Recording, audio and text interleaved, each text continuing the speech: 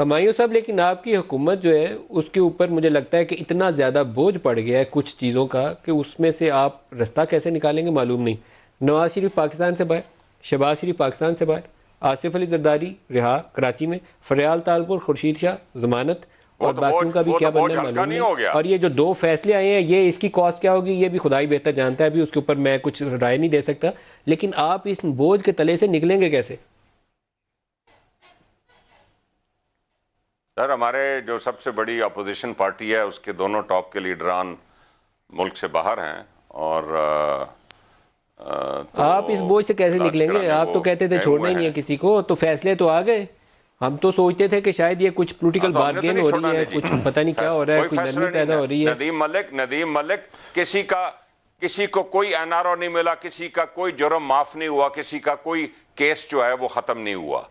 وہ جاری ہیں اور وہ جاری رہیں گے جب تک ان کا فیصلہ نہیں ہوتا. آپ پھنس نہیں گئے؟ پی ٹی آئی والے مجھے لگتا ہے ایک سچویشن میں پھنس گئے. It's a difficult situation. I think اس کو اگر اوور آل دیکھا جائے تو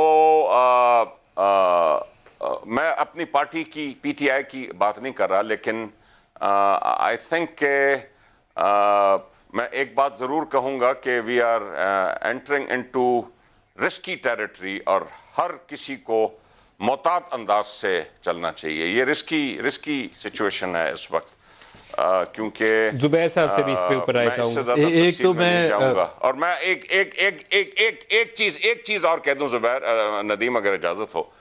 دیکھیے، ایک فکرہ ہے اس ادارے کے بارے میں کہ میں انگریزی میں کہوں گا اٹ میں forgive but it never forgets.